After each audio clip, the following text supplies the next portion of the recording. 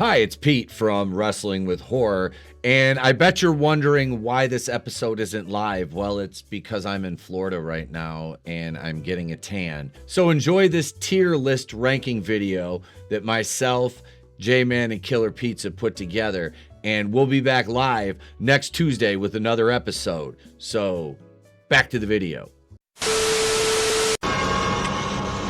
We have such sights to show you.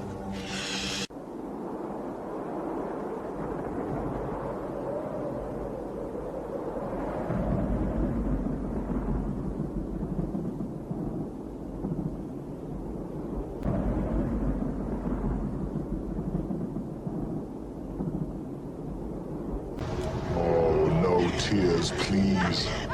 It's a waste of good suffering.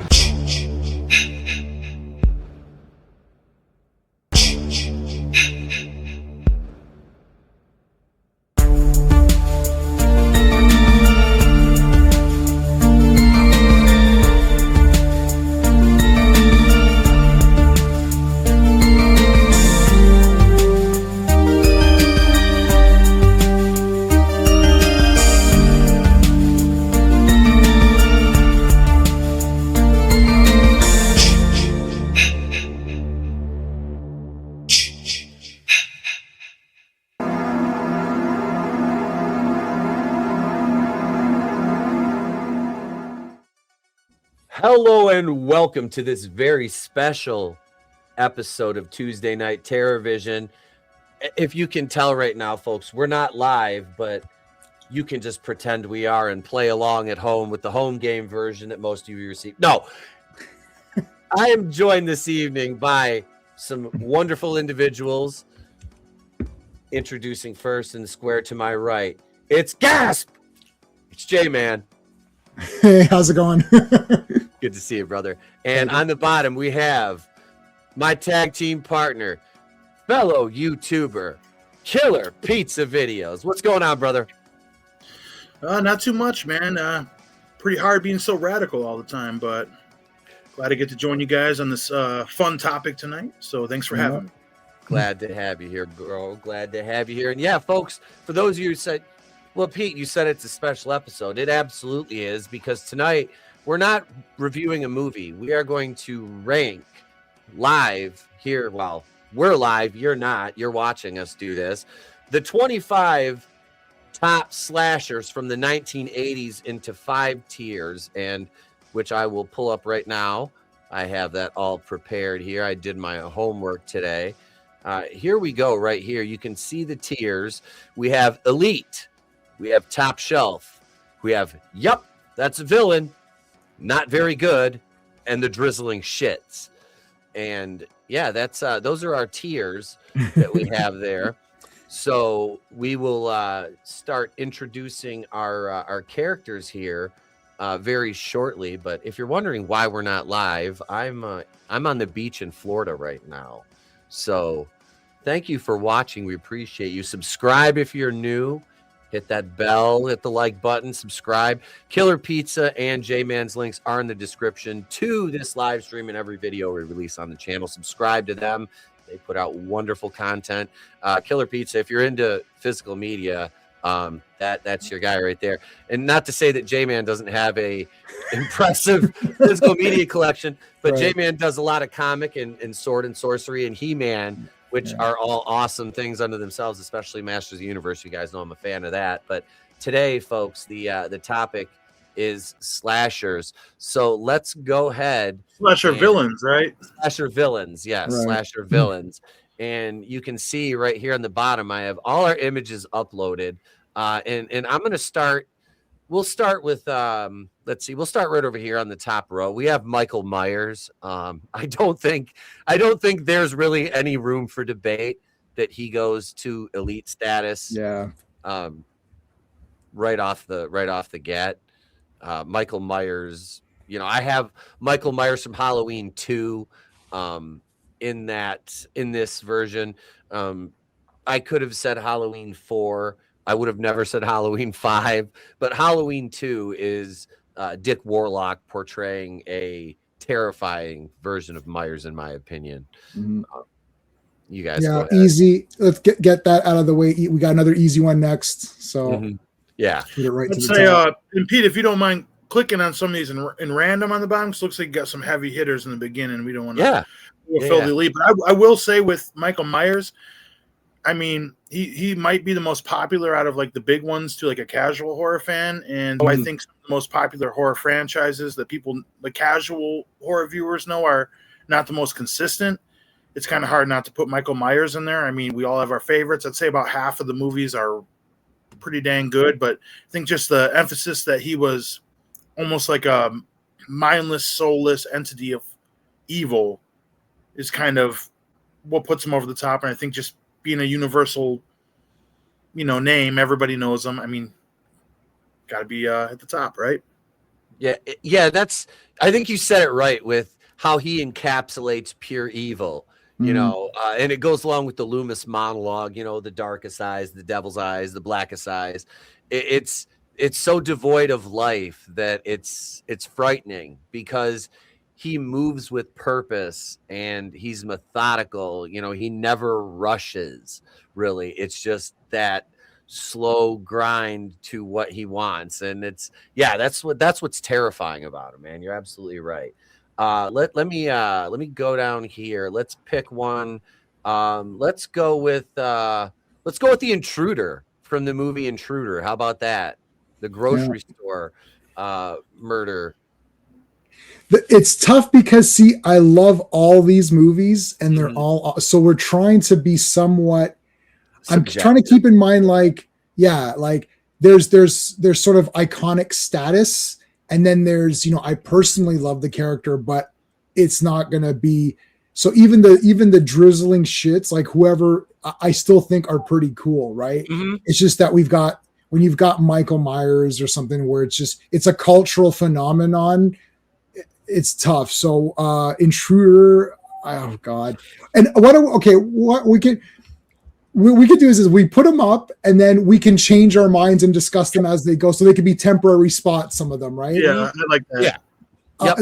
I'd say throw them in, I don't know, what do you guys, I throw them in the middle. We got to agree on it though, Pete, before you put them anywhere. You said the middle. No, I say we can, if we can temporarily put them, then if we need further discussion, like I would say middle, or maybe I'll say my hot take. I love the movie. Made in Michigan, Scott Spiegel, rest in peace. A friend of the Rami brothers, Bruce Campbell. Love the kills, practical effects. I would say not very good, because it's a mystery killer the whole time. You don't know who it is, and when the guy finally gives it away, there's not really much to him. I mean, I'm being a little harsh. I just know things are going to be going a little everywhere here, so I'd say not very good. I wouldn't object to that for now, and then we can see where it plays out. Hey, two against one. I'm not against. Yup, that's a villain. I was thinking, yup, that's a villain, but I'll concede that point and go not very good, because he was a pretty one-dimensional killer. So we can start out with here and revisit it later. And no mask or anything too, right? So no, he doesn't look cool, clothes. Right? No, that movie was shot very well. I know, it's awesome. One of the most underrated slashers of all time.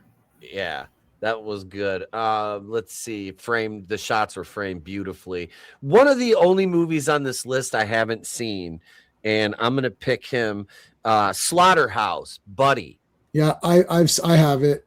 Have you seen that one, Killer Pizza? Yeah, that's the one where it starts like the pig slaughterhouse and the guy in the overalls. That's actual footage from a real. That's all real. Yeah, I always fast forward it. Vinegar makes me hungry. Yeah, Crispy Bacon, wasn't that like his name or something? Wasn't that his name? His name? No, I don't remember. It's Buddy or whatever was the name. Buddy was the killer's name. I don't know the fuck that came from. Crispy, what are you talking about? Crispy Bacon. What is that? You mean Cropsy? Were you thinking about Cropsy? Now, I would put him, yup, that's a villain, middle of the road, because though I like the kills and the narrative more in Intruder, he did have a pretty good look, like as one of the Godwin brothers, a hoss in there and everything. That's okay. Throw. Shot. Yeah. Yep. Well, it's another one of those movies that's shot and just looks really sweaty and humid, and he just looks dirty and just. So yeah, all right. Yep, that's a yeah, villain. that's cool. Yeah, put him in. Yeah, I'm okay with that.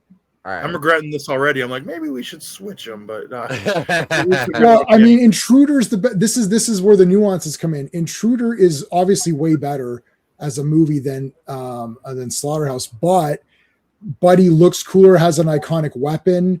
He doesn't have, like, he could be an action figure and you'd be like, okay, that's kind of a decent action figure. Whereas, and could he be like in a sequel?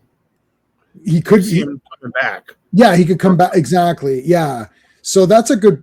I'm okay with where it is for You should now. check. You haven't seen that, Pete? That's one I want to watch. You should check it out. It's worth watching. It's fun. Yeah, it's cool. Because I read the synopsis for it today, and I'm like, this really sounds kind of kick ass. I want to check. It's this really out. dirty and grimy, like Yeah. like a Texas Chainsaw Massacre. Like everyone just sweating the whole time. That's what it sounds like. Yeah, I'll check that one out. Let's go with Jerry Blake from The Stepfather, played by Terry O'Quinn, who was fucking. Okay, I've never amazing seen in this that. one. So this is on Yeah, you I've seen guys. Stepfather. I think Stepfather 2 was better than Stepfather 1. If I remember my opinion, I don't own Stepfather 1 at home. Let me see if I own. I don't even think I own part 1. The first one is I think the first, because we did these for Patreon. Yeah. The third one is ridiculous because it's not Terry O'Quinn. Right. But the second one, I just remember it being like we were kind of laughing at it more. Right. So it was more fun in my mind. Like it seemed like a Yeah. more fun, less sinister. Yep, the first one was very sinister, played straightforward. The second one, like, it was the acting and some of the dialogue. It was just like, this is very wonky compared to the first one. Yeah, I think that's why I liked it. I didn't hate the movie. Yeah, just yeah, if you compared it to the first one, it wasn't good. Yeah, the first was more serious. I think they were trying to make a real movie, and the second one's like, Yep. screw it. Let's just make it Right. goofy. And by the third one, it was basically at I didn't sleepaway camp levels of insanity. Right. I didn't see 3. I don't know. What do you I mean, he's awesome, but he doesn't have a mask or anything. I don't know. I'm I don't gonna know. What do you go. think? I'll go. My initial is that's a villain because I really like Terry O'Quinn because of Lost. Yeah. But I have to just play it to this character. I'm gonna go. I'm gonna go not very good at first, and I have to remember I'm ranking him in terms of the competition he's around. So Right. I'm gonna say not very good if you're all right with that. Yeah, for sure. I legitimately like all of these. Like Mhm. I own almost, I think, every movie on here. Okay. We'll go through them. Yeah, but so I love them all. But yeah, we're like, it's Michael Myers or Stepfather. Like really, like, it's not even. Yeah, that's why I was saying not to do the first like 5 right Yeah. off the rip because they would all just be boom, boom, boom. Which Well, you get, yeah. maybe I'll Yeah. be controversial, guys. Yeah, Stick we around can. and find out. All right, let's go with how about Matt Cordell, Maniac Cop? I love Matt Cordell. He's top shelf for me, Yeah. easy. He's just badass. He's an action figure. He has a cool weapon. He takes care of fucking business in 3 movies. He's monster. He's giant. Robert Zadar is just like the friggin' best. Like he's top shelf. He just didn't get to that. He has a trilogy, cool weapon, cool look. He's an action figure, but he just didn't make it to that. After the first movie, he's all fucked up in the face, and Yeah, he's gray skin and all that. Like I'd agree with top shelf, man, because I've only seen Maniac Cop 1, but I loved it. dude, Fucking car Maniac chase in that Cop Part movie. 2 is What a car chase! 2's fucking awesome. Awesome. We did a watch along for part 1, Yeah. and it was a drunk stream. So I was home alone that weekend. I watched and did the stream, watched Maniac Cop 1, and then immediately went on YouTube, and 2 and 3 are on YouTube as well. So I watched all 3 of them in one fucking sitting. I sat there. Killer Pizza, you proud? I sat there and got hammered, watched all 3 of them motherfuckers. I was like, those movies. Well, were I just fucking laughed because like, you badass. said you were home alone, You said you were Home Alone, so I think of the movie Home Alone. I think that's funny. The adult version of Home Alone is like getting wasted and watching Maniac Cop. Well, he was watching gangster movies and having pizza, so that was cool. Yep. So I absolutely will go top shelf with Matt Cordell. He was just like one movie away from going to elite. Like he just didn't make it. He just didn't make it there. That's when I think this might be a controversial take for the viewers. I think people get them a little lower. So obviously, if you guys disagree, the chat's not live right now. Let us know in the comments. Yep. Where you think things should be moved, and if our takes are completely dog shit. Yeah, I want to know, because honestly, I saw the first one as a kid, and that character, like I remember seeing the trailer for it on like HBO or Showtime, and he scared the shit out of me. Like, I told you my dad's a retired cop, right? So like I grew up around a lot of law enforcement. Seeing this gigantic, like Skeletor looking fucking psychopath in a like that New York or Chicago style leather cop out is fucking terrifying. Yeah. They did the story too of like he was a good cop. He kind of got screwed over. They tried to good story. You're right. Yeah. It's a quite a good.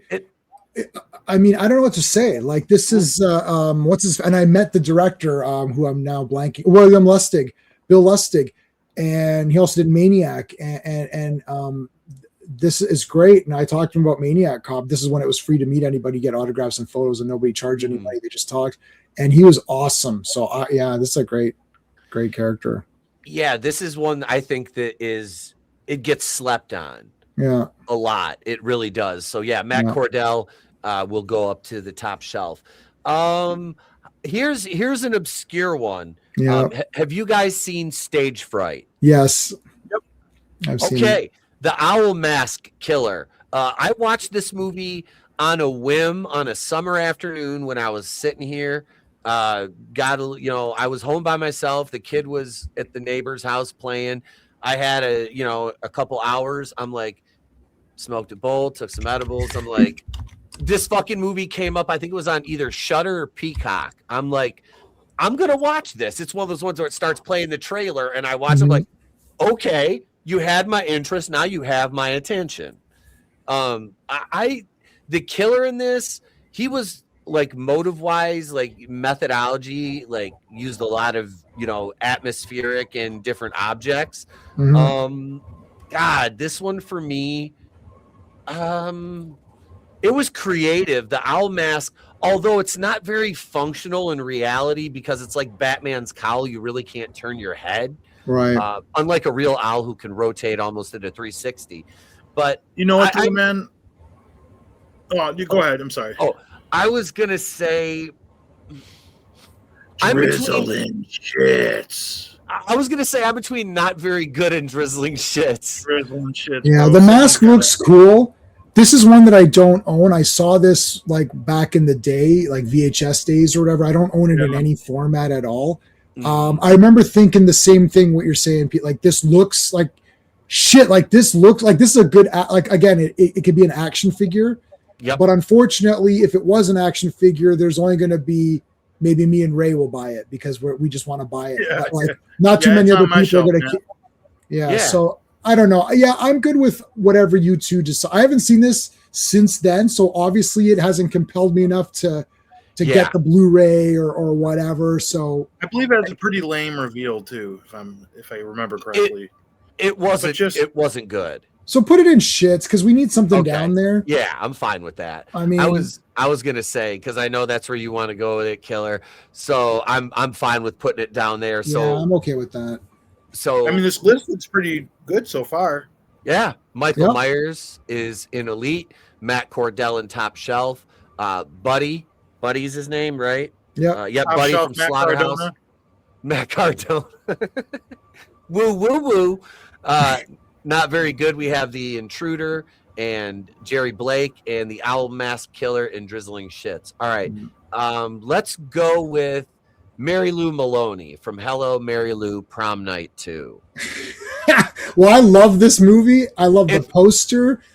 She is great. Yeah, dude, the poster for this movie as a kid, I was like, I thought she was so hot. Yeah. I did. I was like, and there's then the nude scene she's got walking through the school, right? Mm-hmm. You know, this is coming out on 4K. Is it? I'll be getting that for sure. Red Shirt Pictures or Red Shirt Media. Slippy's putting that out of Michigan. Oh, through Synapse, I believe. Okay. And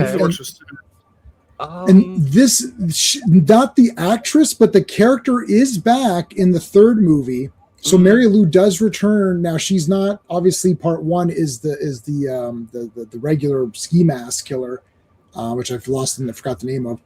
They introduced the supernatural element in part two. Yep. She steals the show. Movie. They're to completely. They shouldn't have been even related. It just takes place on. It's the Halloween 3ism of it takes place on Halloween, so we're calling it Halloween. I mean, the problem is Matt Cordell is so powerful as a presence. Mm-hmm. I would probably put her with Buddy, but then I feel like Buddy would have to move down. I don't know. What do you guys think? I haven't seen this in so long. Go ahead. This is on you guys right here. I'd be cool with that though. I'd put her. I would go. Yup, that's a villain. I'd like to put her higher, but I think she fits in well there right now. Okay, let's see. Maybe we'll move her. I'm almost ready to move her up myself. Let's see how the rest. Let's put her in asterisk. Yeah. It's like it's an asterisk. We'll come back to her. Let me see how the rest plays out. Yep, and we can everybody stick around till the end, and we're gonna adjust some of this stuff and give our final thoughts. Right. Oh yeah, they'll be moved. So Mary Lou Maloney's and yup, that's a villain with Buddy right now. For now, yeah. For now. Let's go with Horace Pinker from Shocker, which is a fucking amazing movie. I have seen this movie so many times. I love it. I've always loved this movie. He was like Wes Craven's next Freddy Krueger. Mitch Pileggi was goddamn. He scared me more than Freddy Krueger. And I shit you not when I say that. Mitch Pileggi was so drizzling shits. Get out. Okay, let me hold on, Ray, hold on. Let me be the man. I'm in the middle. Let me be the man in the middle for a second and play this out. Okay. The character, I love Horace Pinker. He's absolutely phenomenal. He looks like an action figure. Cool look, cool power. The electricity is cool. Mm-hmm. So he is almost like he would be top shelf, no problem. But the caveat is that he's not him. He's moving to people. Yep. So the problem is that this is it's obviously this movie is 100 times better than Jason Goes to Hell. I'm just using Jason Goes to Hell as an example. Yeah. It's the Jason Goes to Hell. It's like he's not in it. Yeah. So, we didn't put David Allen Greer on here. I don't fucking know. Yeah, like, so I don't know. The movie is a 10 out of 10. He himself is a 10 out of 10. He's an action figure. He looks cool, but there was no sequel, and he's not in the movie as much because he jumps around.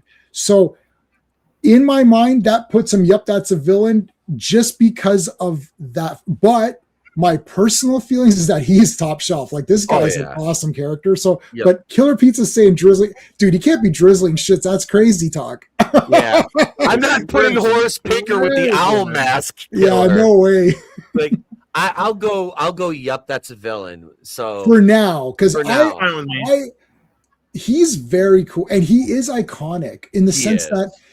But the thing is, people think of him and then don't realize that he's not in the movie that much. That's it's cool. We're a democracy on this vote right here. You know, if I think he sucks and you guys like him, maybe it's just my point of view. Opinion. Well, yeah, I don't. Do you think that he sucks, or do you think that it's a shame that he's not in the movie enough? Those are different. I think the character. I just wasn't in the character. I thought it was lame. Oh wow! I thought it was corny. I thought him talking in the electric chair when he's dying. It's like, oh yeah, that's cool, but I mean, it's like it's in between trying to be serious and comes off. I don't know. But it always seemed like when that movie tried to be serious, it came off too corny, and when they tried to be funny, it just didn't hit for me. Like, I didn't grow up with the movie, so I mean that's another thing. I did. So did I. and Wes Craven released this. What was it, 87 or 88? this is coming out around the time it's right in the Nightmare on Elm Street craze. Yeah. So you've got this, killer that's able to manipulate electricity and in your dreams, a la Freddy Krueger. And like, obviously as a kid, I didn't know as much about Wes Craven and correlate that. Oh, wow. Right. Until I got older, I'm like, oh, okay, that's neat. But it's, I don't know, man. He is such an iconic, but yeah, he does body jump. And I want to look at the screen time because I feel like the body jumping, he's in it more than the Outmask guy. If you maybe added, I think he is, but yeah, but still, I can get the point to where it's the Jason Goes to Hell syndrome to a lesser extent, not as bad, but it's there and it's prevalent. So yeah, man, I get it absolutely. Yeah, I think here's Ray's. I understand Ray's issue. This is Ray's issue.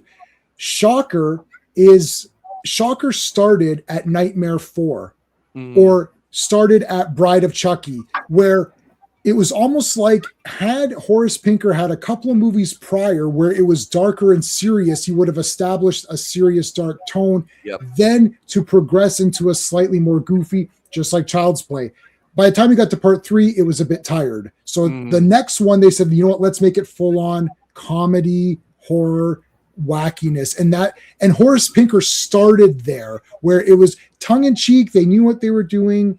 They're competing against, I think Wes Craven was smart in he's like, I know what I'm competing against. I'm competing against my own guy. I'm competing against Freddy, who's my guy, who I initially wanted to be very dark, very scary, no nonsense, creepy.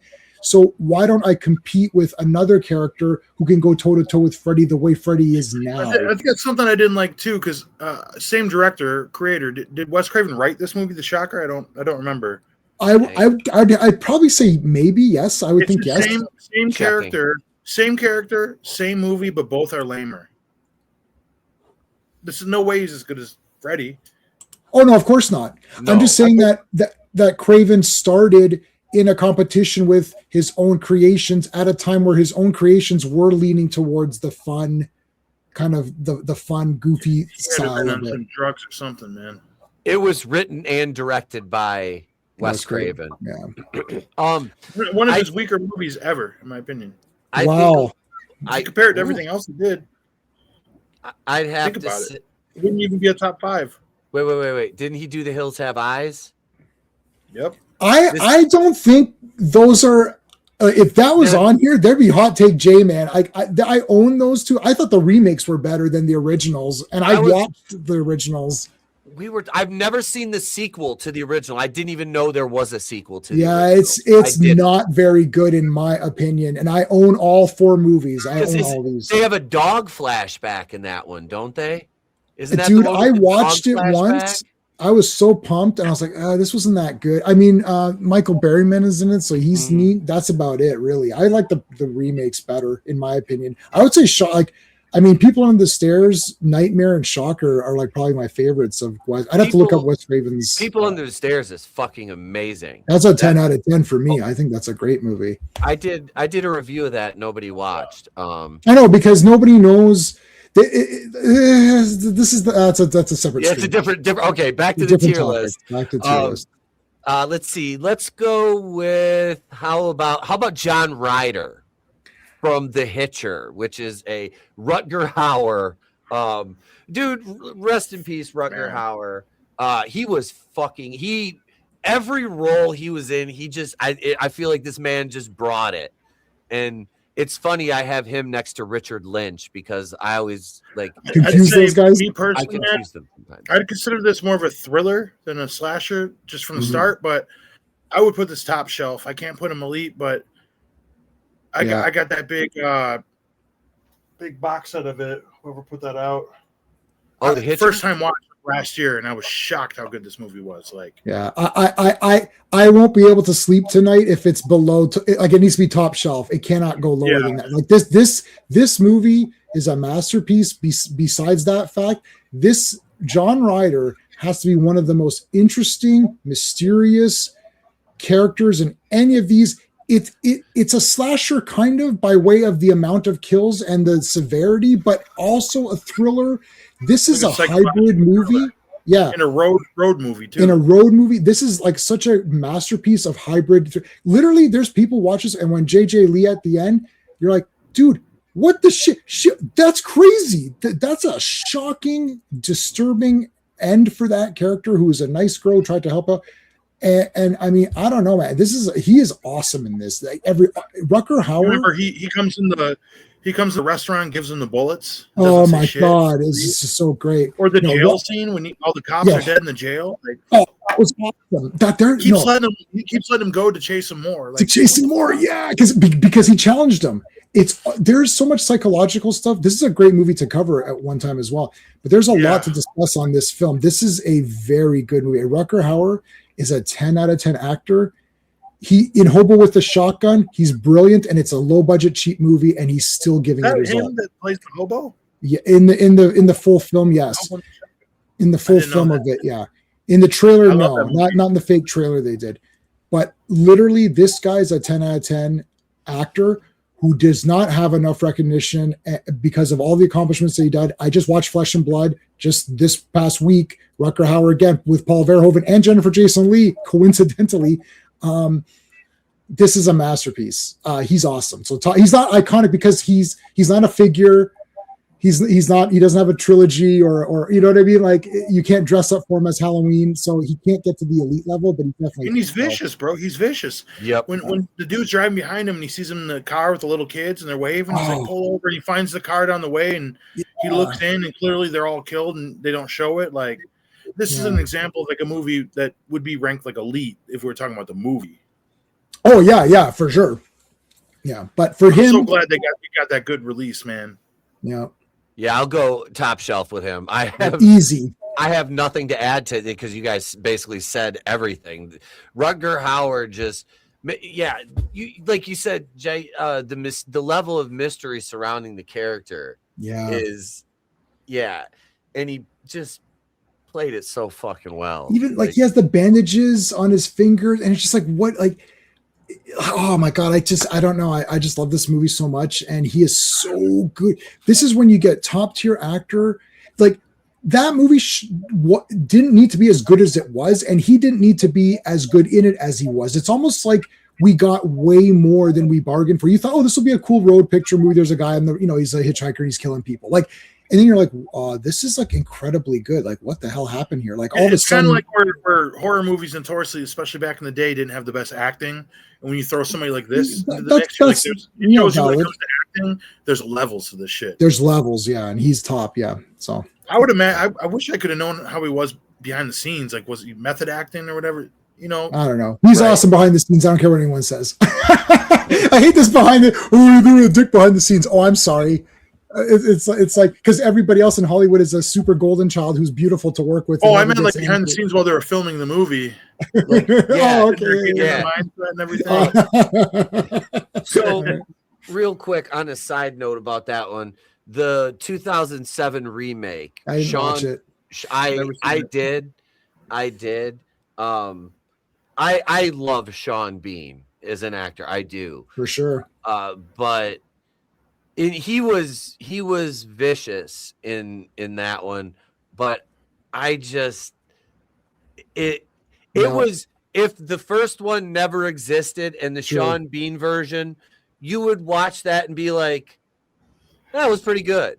Right. But it's not like we're talking about the 1986 version, which is like, oh my God, no, it was okay. So I just wanted, because I've seen that one more recently than I need to get a copy of the original. I need to get a copy. The original Hitcher is one of the movies that this happens to me every now and then, that when the movie ended, I just sat there while the credits rolled and was like what? The fuck did I just kind of like anyways, what's the next one? Let's go. Let's see. We're getting caught up on the good ones. I know. We'll sit here and talk all night. Let's go with Angela Baker from Sleepaway Camp. This is a controversial one. Okay. drizzling. No, no. Oh my God, Pete! No. I just one of my favorite movies of all time. I got the poster signed by Felissa Rose, one of the nicest people you ever meet. Yes, that's true. One of my favorites because I love this as a camp horror. Any horror movie takes place around camp, and they have actual kids who act like we did when we went to camp, cursing each other out and playing pranks. The kills are great. Mystery killer. The ending obviously is iconic, but I think we can't put her very high because of the mystery killer aspect and her not even speaking very much during the movie, and then the final reveal, Well, I'm counting 2 and 3 because Angela Baker is still the killer. It's a different actress. I thought we should have put that in different though. Pamela Springsteen's a whole nother. Pamela Springsteen was fucking awesome. She's awesome. And she's another one that I watched a video where somebody actually went to her house. Yeah. Did I share that link with you? Yeah, you shared that with me. That was awesome. This guy went to do work at her house. Yeah, that was a Planet CHH shared that video. Yeah. And they he got the guy got her to autograph his copies of Sleepaway Camp 2 and 3. She said she was so sweet. She was shocked that somebody was a fan of it. So he says. Yeah. Well, yeah. I mean, she's top shelf. It's got a trilogy. She kills 4 million people in part 2. It is the most kills ever. Like, I would put her elite, except for the fact that, again, you can't dress up as her. It's not an obvious. There's no consistent look to the character. People don't know her out on the street. You know what I mean? Anyone knows Michael Myers. Anyone knows Jason. Whatever these guys. Nobody knows her. But so she's top shelf for that reason. But I personally love this character. And I love Sleepaway Camp Part 2. And I love Sleepaway Camp Part 3. And I like Sleepaway Camp 1, obviously. But like, I love 2 and 3. I know people think 3 wasn't as good. Well, they can go screw themselves because Part 3 is awesome. So it's fun. It's fun. A fun fucking movie. Horror movies are fun, remember? Yeah, Hello. Yeah, they're not supposed to win Oscars. And yeah, exactly. We're not looking for probably middle of the road. Yeah. All right. Just you can decide. Look all these heavy hitters we got. I know. And I'm weighing that in, but I can't just put her in yup, that's a villain. Because then I feel like I'd have to move Horace Pinker down. And Buddy would have to go down. Go for it. But I think she's top shelf though because of the sheer volume. And dude, she shoves a girl in a fucking shitter and drowns her. Oh, fuck. Now I'm basing this off of just part 1, but if it's the trilogy, I would say middle of the road. Like it's got to be the trilogy because it's the same character. I know the actor, but Jason's a different actor every time too, right? You might want to add her higher, but if we're talking about the trilogy, if you think analytics, if part 1 brings it down, part 2 and 3 are higher. I still like part 1. I'm gonna go top shelf. Best. Yeah. I'm gonna go top shelf. That'll be and that's negotiable later based on. When did I become like the harsh rating guy? Yeah, you're mean. Raise a meanie. Be a hater on everything. Hater. It's a player hater's ball. Speaking of hate, a movie that I don't think gets enough love is Bad Dreams from 1988. And say what you will, what's his name? Richard Lynch that plays Franklin Harris. He was batshit fucking crazy behind the scenes. And away from the movies, he had a lot of fucking shit going on. They said he was a weird cat, but a really good fucking actor. And this movie, the VHS cover of this, and you guys remember the burned fucking gimmick from the VHS cover of this with that blood red lettering. This was supposed to be another kind of Freddy Krueger type. Right. I love this movie as a kid, and it has Jennifer Rubin in it, which may or may not have something to do with it. Well, Jennifer Rubin can't save him now. Drizzling shits. I haven't seen this since the VHS days, and I never went back to watch it again. So I don't. And I don't remember much of it. So I'm gonna let you guys hash that one out between you. Me and Trina reviewed this one. I remember I downloaded it, like I acquired it or whatever, and I didn't even watch. I saved it for myself for my personal to watch it later, but I just haven't had time to watch it. I will say I enjoyed it. The cult scene in the beginning with the fire always fucking terrified me, especially as a kid. The house burning and shit. Some of the effects are good. Some of the acting, it's got what's a dude that played Chainsaw from Summer School in it. But no, I do agree overall. He's got to go in the drizzling shits as much as I like the movie. Overall, as a villain, it just was kind of So yeah, I will concede that absolutely. So Franklin goes in the drizzling shits with the owl mat. Ooh, god damn. I need another category loaded to drizzling shits because the owl mask killer can't be next to my man. I got a feeling a lot more people are going to be going down on the list as we go on because those are all heavyweights. Yep, we're getting there. Speaking of that, let's pick out a heavy hitter here. Let's go with Leatherface. I've got from Texas Chainsaw Massacre 2, but any one that took place in the 80s, 2 and 3, I believe. It did 4? No. Part 1 was the 70s, right? Yeah, part 1 was 1974. 74.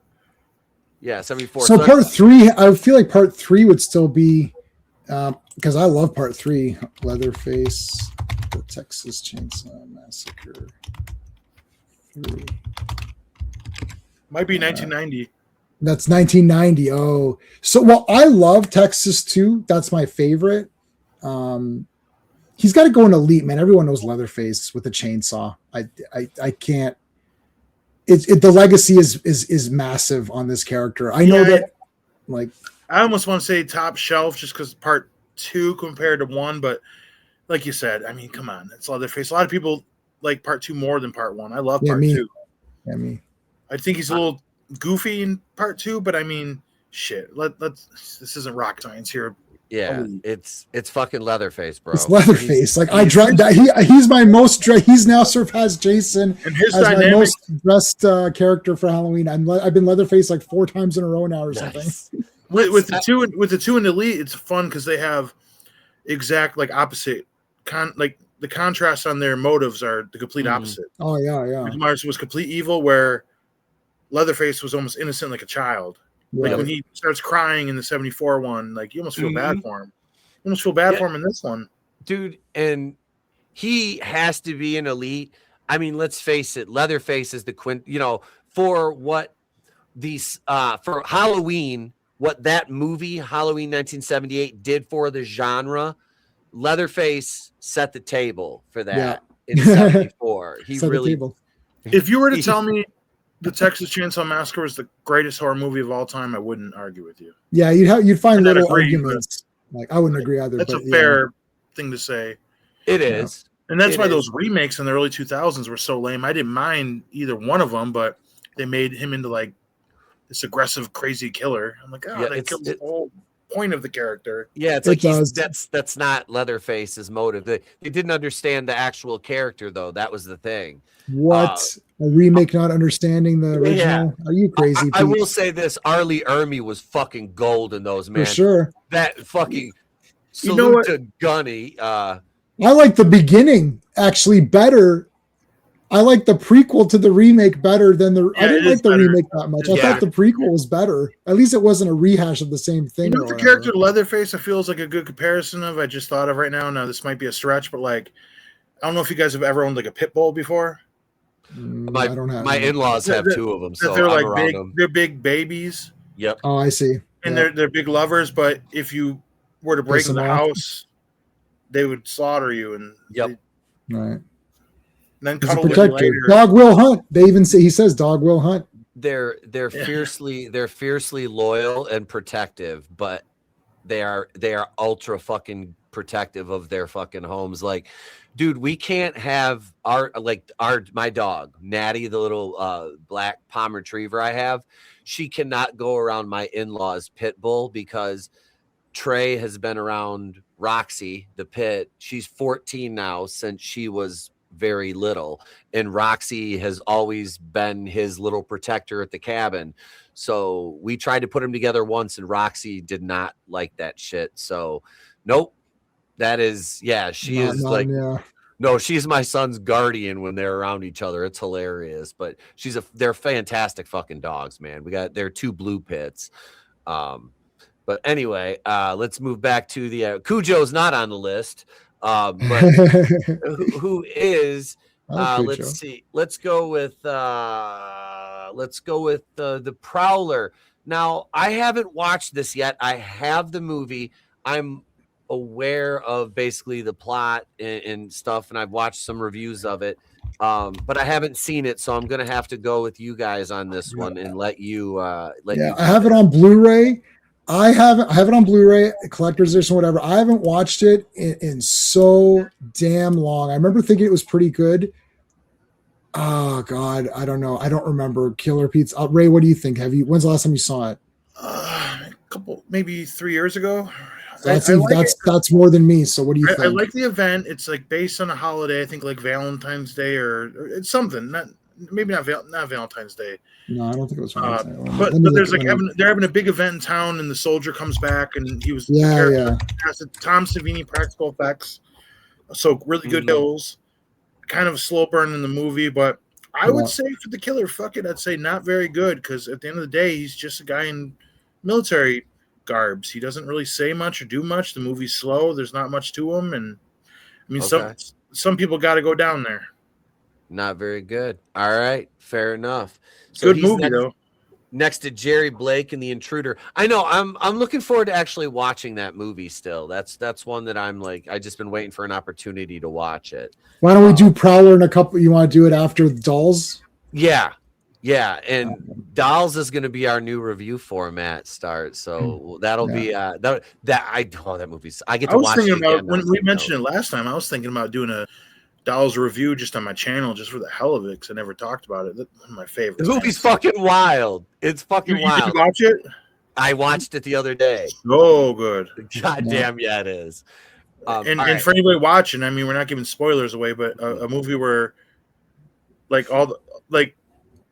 everyone dies, pretty much like the villains win, because the villains are actually the good people. Pretty much. And the one horror movie that's kind of like a fairy tale, which is fun. But we're not talking about dolls. We're talking about slashers. Speaking of, let's see. Let's go with Gunther from the Funhouse. What about Gunther? Dude, this is tough because I know we all watched this pretty recently, and it's like, off the top of my head, he would at least have to be middle of the ground. I don't know if we're going to go higher or lower. I put him in the middle. He has a cool mask. He's iconic.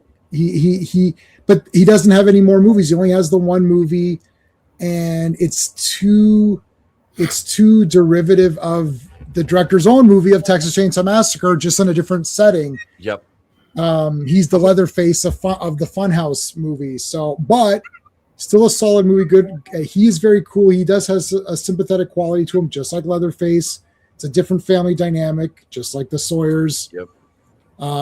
He has a neat mask, but the mask is an incidental mask. Leatherface's mask is his lifestyle choice. He wears that as his persona.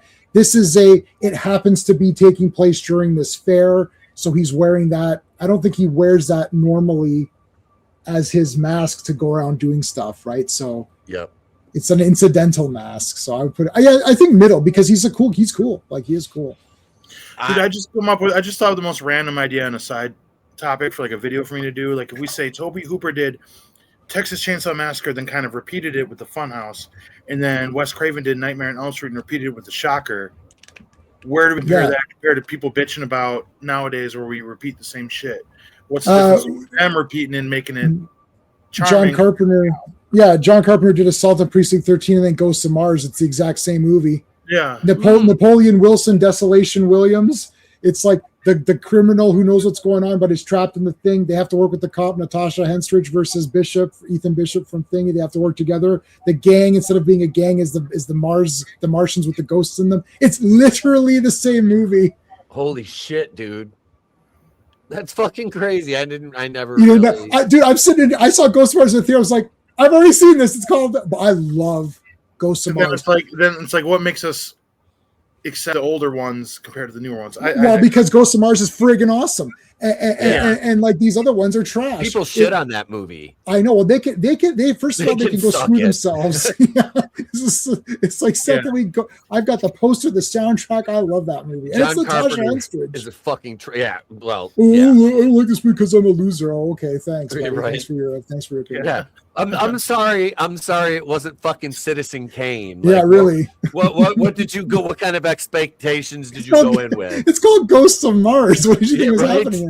Well, there wasn't. First of all, shut the fuck up. What would be Citizen Kane, like a high rent like horror movie, like some art house shit like Cemetery Man that sucks ass? Well, I would say Exorcist 3 is the Citizen Kane of horror movies. It's very good acting. Honestly, that is such a fucking perfect argument. Exorcist 3. Okay, we're getting off topic here. Yeah, off topic. We could do another whole thing about how Exorcist 3 is probably one of the greatest horror movies ever made. That is true. Yes. Okay. Anyways. All right. Who else we got? Okay. So wait, Gunther. Middle's. I'm okay with middle, or not even. Not very good. Put it there. Not very good. Put it there. I mean, put it there. He was good, but yeah, he's no Leatherface. Yeah, no. All right, let's go to Tall Man from Phantasm. I mean, I would say Elite. I love this character. I met him as well. We watched part 4 together in the theater, which is awesome. I love part 4, and people that don't like him can F themselves. So I can't be like object whatever the word. I can't be objective on this one. I love Tall Man. So you guys could pick. It's not below top shelf though. That's insane. So it's like top 2 or whatever. You can pick out of those. It might be the most underrated horror franchise of all time. Yes. Nobody like casual fans know Friday the 13th, Texas Chainsaw, Child's Play, or Chucky, but nobody talks about Phantasm. And I'd argue if he's actually a slasher, because he's not really doing much slashing, which I don't think you need to actually slash to be a killer and a slasher. But I can't put Angus Grimm any lower than Elite. I'm right there. I love Phantasm. It is another one of my franchises that Trina and I reviewed. I think Trina and I did Phantasm. I think you did that. Yeah, we did the whole thing, yeah. Even Ravager, which is a piece together. Depressing. It is. I bought these in a 5-pack, and I love this franchise. And yeah, Angus Grimm. This is another one. HBO as a kid, seeing the trailer for this play on HBO, just seeing him and hearing that was fucking terrifying. Back then, little Pete had a full head of hair, and the hair in the back of my neck used to stand up hearing that literally. Yeah, dude, I was waiting for a promo in wrestling, like, to use the line. I probably will misquote it a little bit, but like just the right time to tell someone, like, you fool, you think when you die you go to heaven. Go to heaven. No, you come to us. Yeah, you think that when you die you go to heaven, you come to us. You know something fun about that movie series, I'll just say, like, I know we're on a time crunch here, but we're wrapping it up. So I watch a lot of movies, or I used to, where I'm trying to follow along on what the fuck is happening. I'm trying to figure it out. This is one of those movies, the whole series, where when I rewatched them years ago, I just gave up on trying to figure it out right away. And I was like, that's what makes the movies great. I was like, I'll just sit back and enjoy the ride. I'm not even gonna, because you guys ever like stress in a horror movie? Like, what the fuck's going on? Or I've had a 3-hour conversation. We watched Phantasm 3 when it came out, and I had it on VHS, and I got it immediately the day it came out because I was waiting for part 3 to come out because I had seen 1 and 2. And we had a 3-hour discussion after the movie ended. My buddy and I went and sat on my balcony, and we literally tried to break down the trilogy, saying, "Okay, what's going on with it?" No, I don't. Never tried. But I would have been like, well, bro, why'd they call it a love couch? Maybe we should have. Then we would have figured it out. We probably would have figured. Talking about Phantasm. We got to get on the higher plane to like figure this shit out or whatever. But I love this series, and then I saw 4 in the theater with them, and met Don Coscarelli and Reggie and everybody. I guess it's crazy. I have some like movie soundtrack stuff on like this giant playlist that I listen to like at work and everything, and the theme from Phantasm will come on, and I'm like, I you know, if it ain't that or the fucking Jurassic Park theme or Ghostbusters, man, I get amped up. You know, busting makes me feel good. I actually had the CD. They released an official CD for Phantasm 1 and 2. I had the soundtracks for that. The official CD that they released. Yeah, it's pretty cool. I have the same thing. I got a playlist, and there are so many horror themes on there, and like it's fun because like when a regular just score starts playing, I'll now quiz Trey on the way to school, and he's starting to be he can name which horror movie the theme belongs to, you know. And awesome. Even with Friday the 13th, I've got him trained to which song variation is for which movie. What? Wow, that's cool. I couldn't tell them apart. He's got a couple of them, not like the entire, but like I don't think I could do it. No, maybe I could, but no. I don't I mean, the one that stands out the most is part 3 because it's a disco one. The disco, yeah. Part 7 just goes dun dun dun dun dun dun dun dun dun dun dun dun. Yeah. But all right, okay. Let's see. Let's go with I've got how about Madman Mars from Maniac. I'll let you guys go first. Is that's from Maniac, like the William Lustig movie? Like what's his name? Yep, that's the one where they're at the camp and there's the Legend of Madman Mars. Oh, Madman Mars. Oh God, I haven't seen that in 100 years. I don't think I did think Joe Spinell from Maniac should have been on. It's not. Yes, but it's not Joseph. We'll do a part 2. Yeah, and the Basket Case Twins. I just thought of those guys. I just watched 1 and 2 the other they're day. Masterpieces. Basket Case. Yeah. So wait, I haven't seen that. Let me. Do I own that? Let me see. I borrowed it from your library. Oh, I do own that. Wow, I haven't seen it in so long. I didn't even remember if I owned it. I think he was whatever, wasn't he? Yeah. Was he okay? I was gonna say, like the movie itself is very much the same as The Burning. It tries to be The Burning. It can't be. He wanted to be Cropsy. He was cool in his own right, but it just wasn't. I'm gonna go not very good. Yeah, I'm going okay with that. If I own a movie, then I have to look up my spreadsheet to see if I do own it. Hell no, man! You can at least put that in. Yep, that's a villain. I'd say not or very put the good. Motherfucker from Slaughterhouse down and not very good, and put him in. Yep, it's a villain. Okay, I can do that. Yeah, so, Buddy needs to go down. He is not as good as character. We'll put him there. And Buddy can go down. Buddy can. Okay, I'm fine with that. Better. Yeah, I start realizing where I stand is we're adding more. I'm like, he should have went down a little. Yep. All right. I mean, these look pretty good to me so far. Yeah. Yep. Looks good. Yeah. And we're doing good on time. We're good. Yep. I mean, I can see 2 or 3 that are obvious. So I mean. Yep. We got some good ones here. We got a lot of heavy hitters left here on this bottom row. So do a heavy hitter. Hitter. I'm gonna go. Let's go with Freddy Krueger. I mean, he's elite. Yeah. You don't have a channel without him. He's the most iconic guy. Like everybody knows Freddy, even if they haven't seen any movie, they know Freddy. The glove, the stripes. Like forget it. Yeah, him, Jason, and Michael Myers are probably the 3 most iconic. Yep. Of all time. Maybe throw Chucky in there like casuals. I'm very close to that too. Absolute casuals. Chucky's up there. But no, Chucky, dude, Child's Play 1 and 2, even 3, I will fucking stab somebody over part 3. That movie's a fucking banger.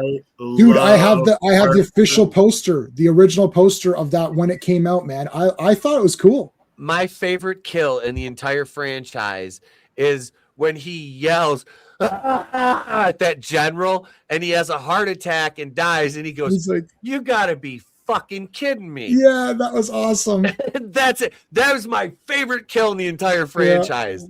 Like a fan of the movies. Yeah, I've got everything. Yeah, nice, awesome. I've got all those. Yeah, I've got my Chucky right here, and I got a Tiffany as well. Oh, you got the life size, like the Trick or Treat. The life size. I have the life size mangled Chucky, like the part 4 Chucky. Let's. One day I'm gonna buy one, but the Trick or Treat Studio ones are like over $500 now. You can get reasonable ones. Like I think mine was like $250 or something. But I got mine when part 4 came out, so that was a long time ago. All right, let's go. So might as well do Chucky. May as well use Chucky. Oh, yeah, let's do Chucky. All right, just put him to the top. He's an elite. I go. Everybody knows Chucky. There's. All right, He's not as good as those. I'll put him. You got to think. I know the argument. Oh, he's just a doll. I'll stomp on him. But you got to think of like the Charles Lee Ray, the performance of what's his name? Dwarf. The Brad Dourif, serial killer that gets away and puts his body in there. And then the original one, he knows how to use voodoo. The idea of him transferring a body, and I hate the idea of people saying, "Oh, I just stomp on him and I kill him." I go, "Well, that's part of the fun that made some of the best movies that." He was hidden in the body of a doll, so nobody believed it. He could sit in plain sight, and then this is before all the transferring bodies and all that shit. Don Mancini is ruining his own shit with the TV show. You fucked that TV show. Got weird. I haven't seen season 3 yet. I got all 3 of the book set, but I haven't watched them yet. Everyone knows I don't watch TV shows. You can suggest shit to me. I did think there was some cool stuff in the TV shows, and then maybe it just got a little bit away. I like season 1. I threw on the first episode of season 2 and turned it off. I was like, I still like. See, it was okay. I like Chucky. Just he's neat on his own. I can't wait for like a moment in this because there's going to be the controversy because Pete didn't want to put Chucky in Elite.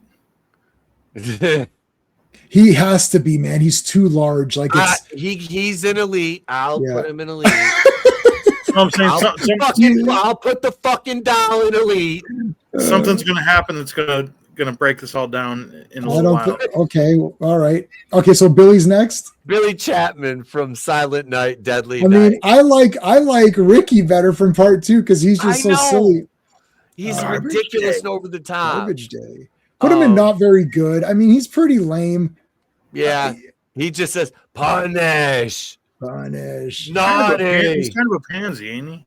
Yeah, the one dude smacks him around a little bit.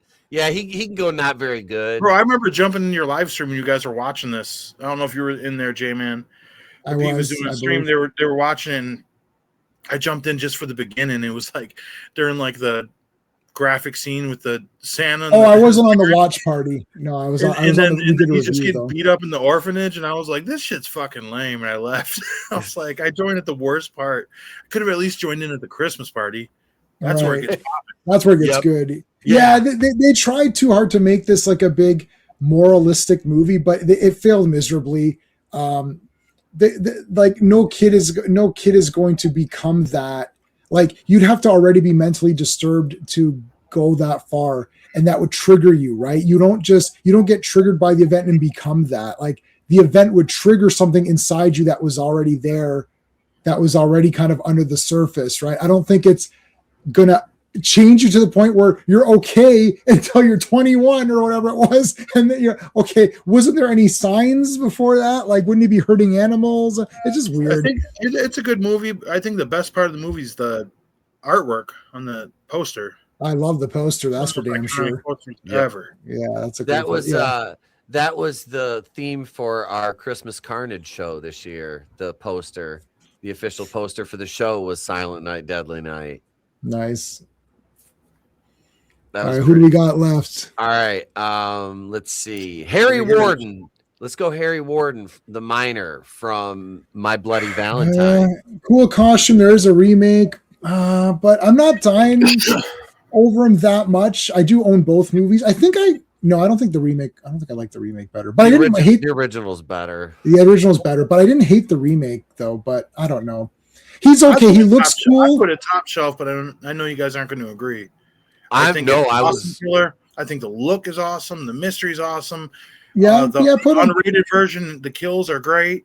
It's I think it's cool. They could have done put him in top shelf. He has a remake, so that means that's something. And he's got he does have a figure. Yep. So that checks 2 boxes. Yeah, if you got and he a looks NECA, cool. He got a NECA. He got a NECA figure. All right. All right. Let's go with Russ Thorn. I know Ray really likes Russ Thorn, but he's I'm pretty trying to lame. be honest about him, though. I think it would be like middle tier. Yeah, he's a cool. They gave him a personality, so they tried to do something there with him. But I'm not sure if that was the script or if that was the actor wanting to do more with the part than was offered. It was the actor. He doesn't have a part two. He's not in part two. So method acting the whole time and everything. But I think the outfit is generic as much as I think the generic look for him makes it look cooler. Because he looks like just a regular guy, and I think his acting and his motives and how crazy he looks is great. But when we're comparing him to these other like legends on the list, granted, I think he should be in the same level as Maniac Cop. But I think a lot of the story that kind of, I think the story of they're telling the actual movie helps the character itself. You know what I mean? Because of the name of the title, the Slumber Party. Like, right. I mean, put him in the middle. At the end of the day, you could have put another random guy in that role, right? And it wouldn't have been the same, but it still would have been good, right? Yeah, I think in the middle is okay. He's fine. That's coming from a huge fan of the movie. Yeah, he goes right there. Yeah. All right. They're not ranked horizontally though, right? Or no, it's just okay. It's just in the tier. Yeah. Okay, in the tier. Yeah, all right. All right, so let's go with Jason Voorhees, and I mean, it's obviously he goes motherfucking right up here. And I would move him just to the visuals. Move him. I put him in front of Michael Myers. Yeah, I put him right there. Yeah, he's big the best. Greatest horror franchise of all time. Greatest. Tattooed on my fucking arm. Villain of all time. The proof is in the fucking pictures, in the movies themselves. The Paramount 1 through 8. Thank you. Every movie is fucking great. Yep. Yeah. There's the critiques about part 1, and then people want to say their shit about Friday the 13th part 7, Carrie versus Jason, and then part 8, Jason rides on a boat. But even those two are fucking great. The soundtracks rule. I like all of them. MTV era, and I think something that people forget is Freddy Krueger at the same time that those 7 and 8 came out was in the MTV era, and that's when he was most known for like his quotes and shit and being like funny Jason. But a lot of those movies sucked ass.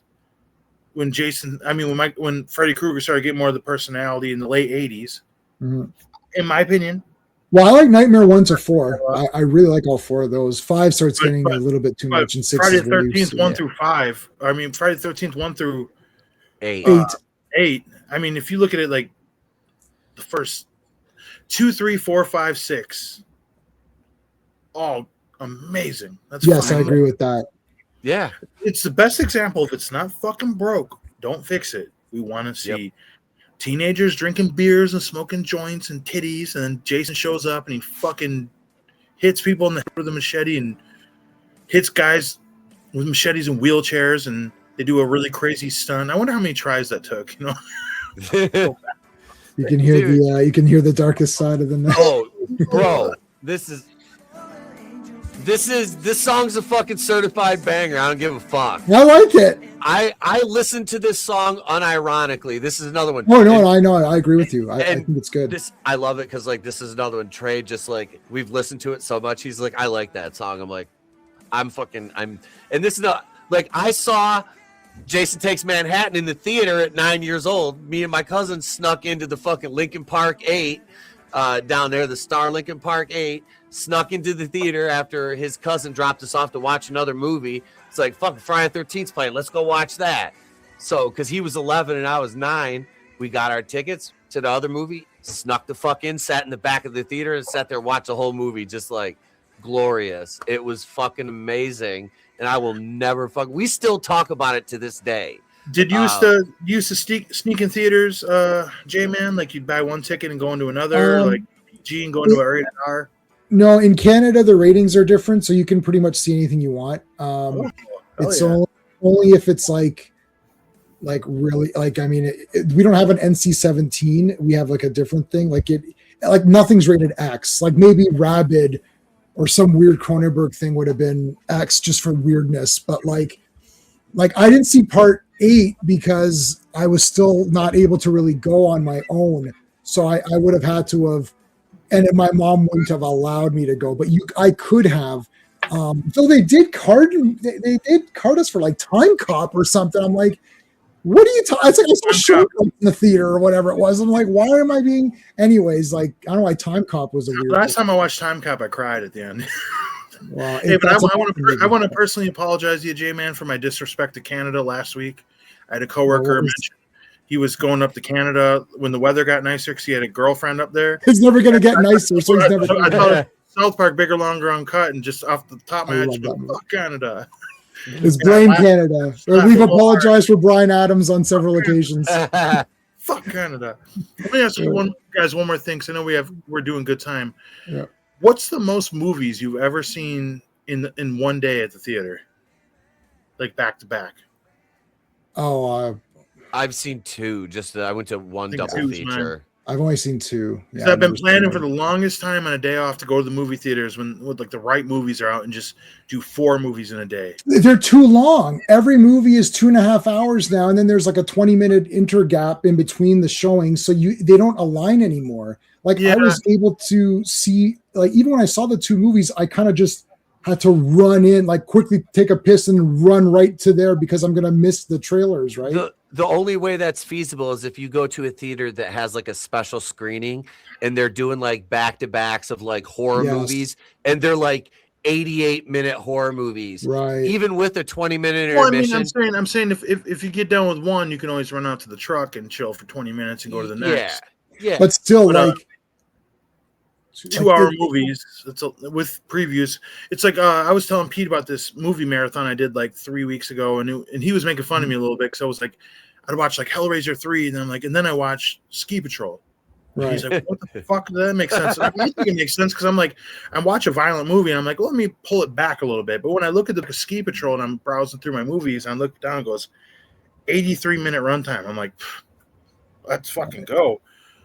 Yeah, like Dolls is 77 minutes or something silly or whatever it is. Like, dude, when I turned that on, I was like, no fucking way, 77 minutes. Holy shit. Yeah, so something like that you can. Back in the old days, no problem. Like I would go to the movie marathons and I would see all these old movies in this theater, like on film, like actual prints, which are pretty cool. You can't do it now with anything new for sure. Like I can't even do one Avatar movie. Just one. I need to do Avatar in multiple. I'd have to sit down. Bro, speaking of prints, I'll tell you a quick little story. I know we got to keep going. We got 3 more. We could bullshit at the end, but so this place I'm going on, the 14 Static Tape Video, is like the biggest. It's the biggest movie physical media place in Michigan, and they have the biggest VHS selection. They have a whole giant wall of dollar VHSs. All the guests that are coming in are VHS vendors and everything. And when I went last year at the last event, I'm browsing at their boutique shit. They're like kind of island shelves around like expensive shit's right behind me. And this guy comes up and I hear him talking. He goes, "Hey man, talking to the owner, Harrison, what's that up over there?" And he goes, "Oh, the Return of the Living Dead 2 item." And I'm like, it's one of my favorites. And he starts explaining the item to him. It was like a reel in this box that was like the commercial. They were setting up the studio's chair, and it was like the real. I don't have anything to play it. Yeah, it's real. No more than 50, maybe $100 or something. And he told him the price, and the guy's literally like, and he's like, he's really debating on it. And I'm like, I'm just waiting. I'm like, the second this guy says no, I'll take it. Set my shit down, and run over, and he took it. And I told him the exact story. I was like, you son of a bitch, I snagged it up from you, man. But good for him, man. That's fucking awesome. That is a cool thing, yeah. I know where he lives now. It's like I'm going to get it. It would be mine. Okay. Let's do the Driller Killer. Where would you put the Driller Killer from? Drizzling shit. Oh, is that Slumber Party 2? Yeah. Oh, he's garbage. He just dances around and does nothing. Yeah. He's Slumber Party Massacre Part 2 sucks.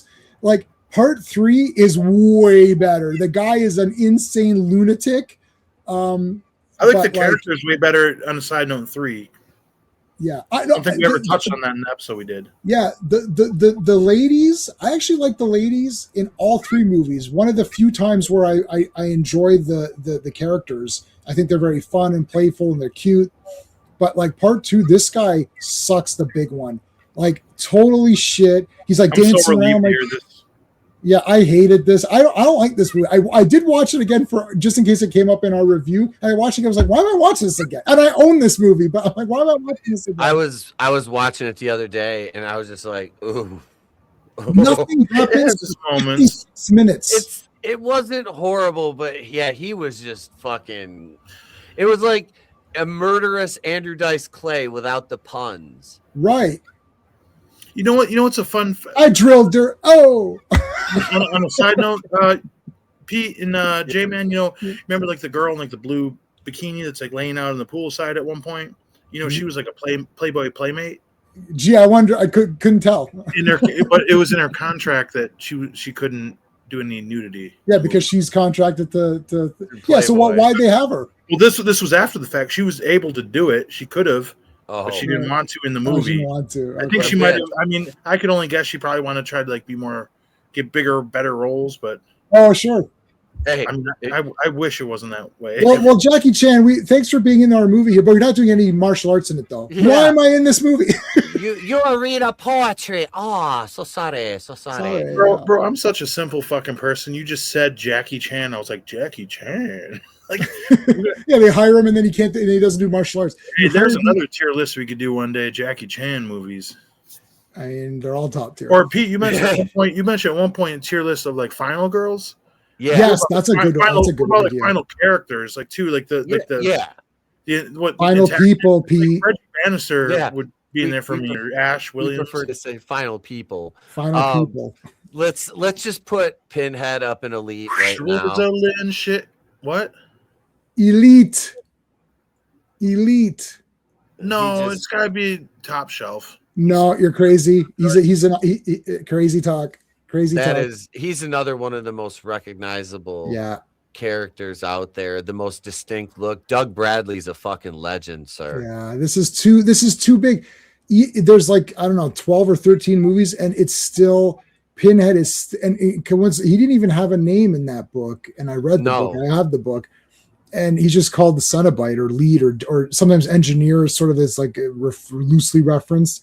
But like this movie, this is one where the movie made the guy even more bigger, because say what you want about that book, it's great, but nobody read that, right? Like it's like the movies are what made this character what he is. And his presence is so huge. And anytime he appears, that becomes the most memorable moment of the movie. Whatever dialogue he has immediately sticks into your mind. It becomes part of the zeitgeist of like pop culture. People say, tear your soul apart. Like your suffering will be legendary. Like I don't know. He's too big. He's bigger than Tall Man. Now for one, James, I'll say a couple things. Go ahead. You ever listen to Dead Pit Radio? Dead Pit. Yeah, maybe. Yeah, I've heard. They did a list similar to this, and I was listening to it at work last week. And one of the guys, I think Uncle Bill, wanted to put Pinhead lower. And CK was like, well, think about it. Any casual fan, you ask them who Pinhead is, they know who Pinhead is. Right. Yeah. And with what you were saying, imagine how the trailers were leading into the original movie. They had to have showed Pinhead. And then after seeing the first movie, in the second movie, you know Pinhead's in it, obviously. And even 3 for that matter. But I would say at least the first couple 2. I guarantee anybody in that fucking movie theater that knew this guy was a part of it, when he showed up, especially with like the score, Hellraiser had a score of like angels singing and shit. Oh, wait. When it showed up and he didn't move much, he didn't need to. His voice. Yeah, I agree. It's just like kind of like one of the more impressive villains on here. There you go. I'm not scared of him though. I'm not scared of anybody on here. Oh, dude, this movie. This is why I'm getting Pinhead tattooed down my fucking entire left arm. Fucking figure this thing out, guys. I know I've got mine's upstairs next to my Pinhead NECA figure, who then he's standing next to a big lament configuration holding a tiny lament configuration. No, I've got that one too. It's like a little I love this character. Bro, look. I didn't know it was in this box. Silent Night, Deadly Night trading cards. What the fuck? Why do I have That's what's in the lament configuration. Damn it, all along. That is punishment. Yeah. Oh, and oh, that's actually kind of cool. I thought it was a warhead. Obey, nice. You know what? I think I could put something else in here and put better use to it. No, man. I just this character is fucking. He's a legend. I met Doug Bradley. He was awesome. I jokingly said, "Hey, you look like you could be my dad." He laughed. But no, man, he's super cool. And yeah, the makeup, that presence this character has, as the kids say, this motherfucker has aura. You can tell. Aura. Yeah, you can tell whenever a movie comes out and there's a hint that the actor is not returning. Like, so the first time Hellraiser 11, when they're like, we're doing another Hellraiser movie, it's like, oh, Doug Bradley's not in it. Oh, what? Oh, and everyone got all mad. But if you think about it, why are they getting mad? Pinhead, the character, is a very small part, except for part 2 and 3. He's a very small part of the Hellraiser series. His on-screen time is not that big, but because Doug Bradley and that character is such a presence, people get upset. Oh, it's not Doug Bradley. F this movie. It's like, but hold on a second. He's not in it that much. Oh, it doesn't matter. So it's like Freddy Krueger. If Freddy Krueger is not played by Robert Englund, it's like WTF. So that means that character is so important that he has to be an elite. Like, there's just no way. Like, Pinhead is awesome. And he's awesome anyways. Yep. To be fair, like, two things with Pinhead. Like, he did play babyface a little bit at times in the movies. Yeah. Spencer. But it showed that he was controlled through the box. If anything, the uncle and the lady. Well, Frank is the... yeah. And then the fucking guy who ran, like, the mental institution, too. They were the Dr. real... Bernard. So it's like, I wish they would have tried to do Hellraiser sequel if they were trying to do it again in the past, like, and have like a different Cenobite, because they had all types of Cenobites. Mm-hmm. Yeah, they would. He made a bunch of new ones in 3 or Netflix or Hulu one. I liked it. Okay, that one. Yeah. I will say this: Granted, I only seen it once. Everybody talks shit because Jamie Clayton is who Jamie Clayton is, and I never read the book, but I did my homework. And I'm a big enough fan of Clive Barker to have known that it was a woman in the original. But it was androgynous to female leaning. So knowing Jamie Clayton never fucking comes out and says you have to accept me because this and that. She just acts, and she was fucking magnificent as the lead Cenobite in that. So I had zero problem with that. You know what I had a problem with, and J-Man knows exactly what I'm going to say, the fucking lead actress in that movie. I didn't give a shit about her. I couldn't. I was like, oh my God, please kill her. Please kill her. I like the rich, evil guy. He was more interesting of a character. Yeah. And like I said, the lead Cenobite, and the Cenobite design was more bare bones, stripped down. It wasn't the leather. It doesn't have the fetish. I like that movie, but the fetish quality is removed because of that. Yeah. That's the only small they took that out. Are you guys going to get the Hellraiser video game that's coming out? I kind of want to. I'm going to get it on Steam. You guys know me. You guys don't know this about me, but I'll just say I'm not a gamer. But I am going to get a PS5. Not. I think this summer, because I want the new WWE game, and I know GTA is going to come out, and a lot of I play like 2K and stuff, and I know they're upgrading to like a newer system and won't be out. And I know Hellraiser is only out of the new system, so it's like, I might as well give it a shot.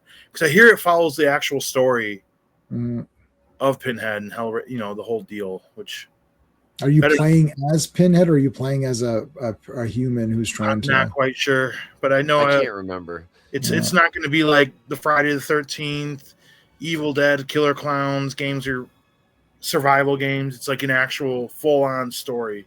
There's a Terrifier game, I think, too, right? That new Halloween game looks sick. Did you see the trailer for that? That looks all right. We got to wrap the list. Let's finish Cropsy up. Yeah. Where does Cropsy go? I love this movie. I think he's a great character.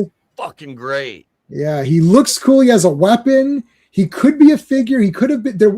The fault of Cropsy is that there wasn't another movie. That's the only fault of that series. Middle of the road. Middle of the road? Okay. Yeah, sure. Put him in the middle.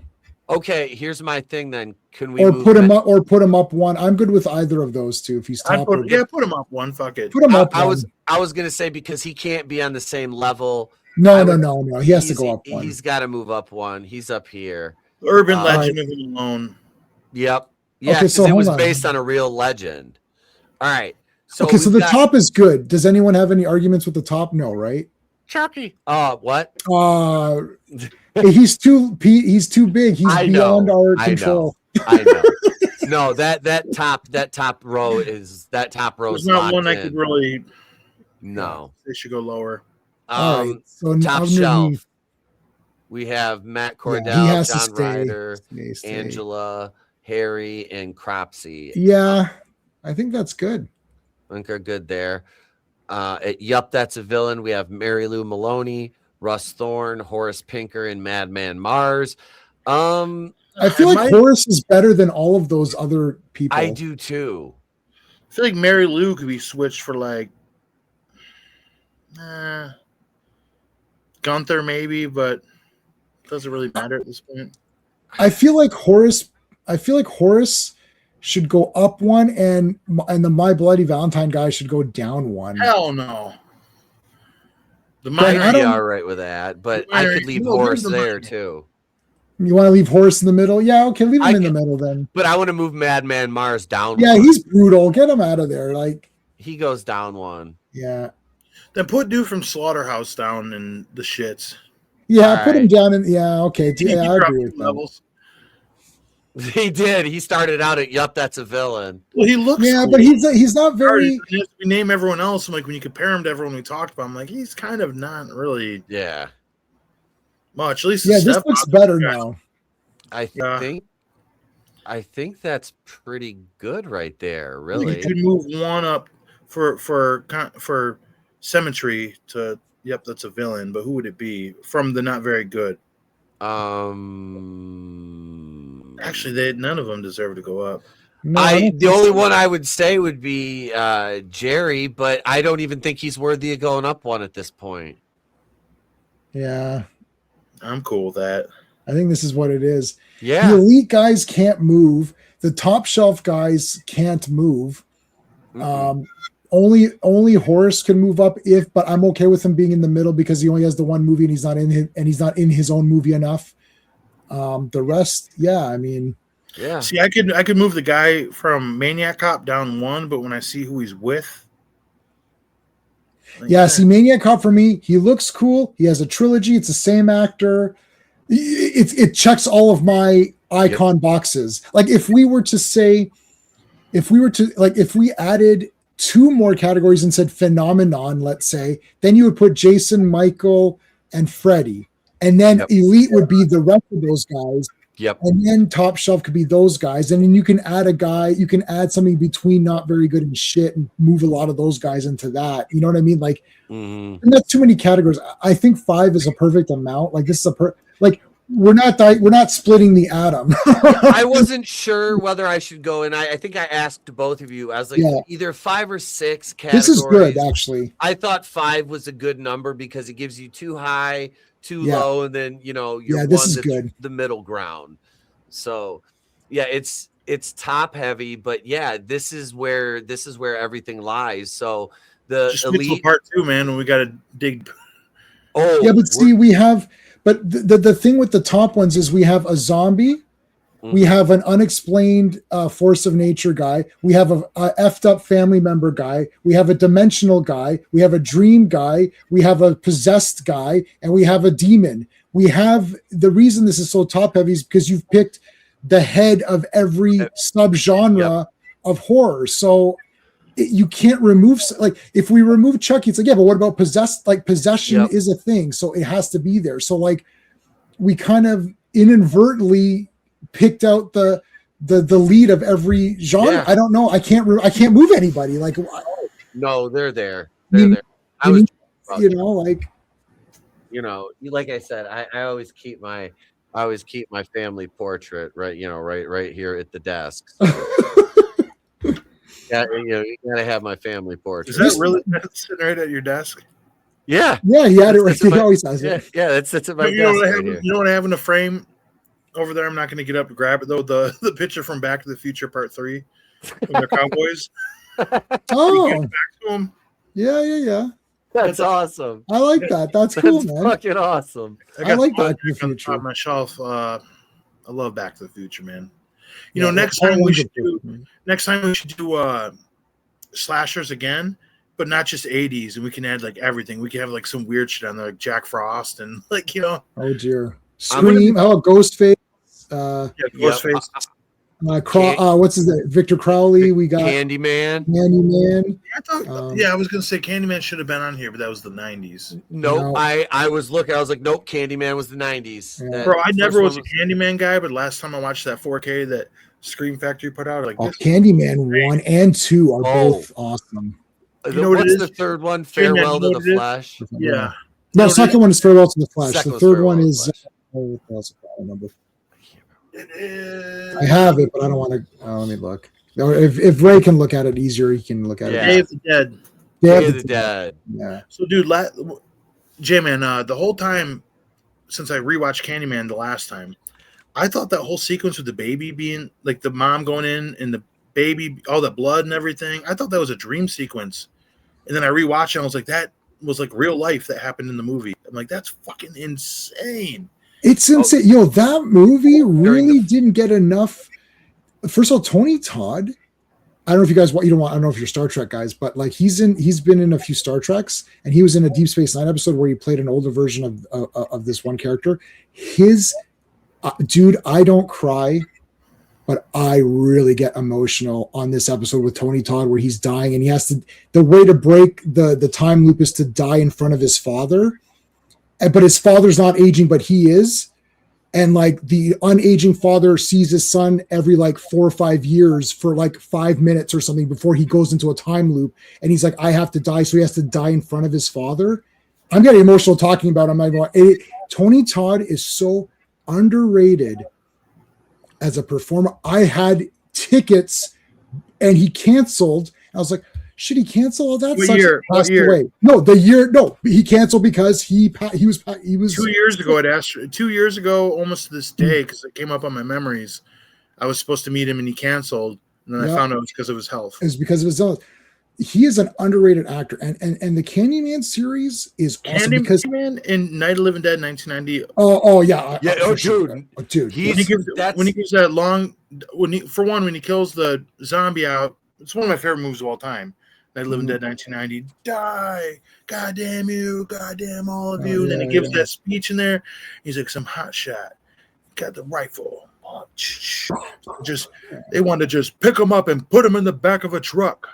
Yeah, yes, like they're gonna do something with him or whatever he's saying. Right. I watched one of those things take that shots and not go down until he shot him in the head when he breaks that fucking stick by the fireplace. Yeah. Head. Now I don't know what's going on out there, but I never seen no virus to make a dead man walk. Man, and he's so believable as a hero. When he come out. Sorry, Pete. I'm just saying one last thing. In the Night of the Living Dead 1990, when he has no weapon and they can't get the door back open, he's got to use like karate.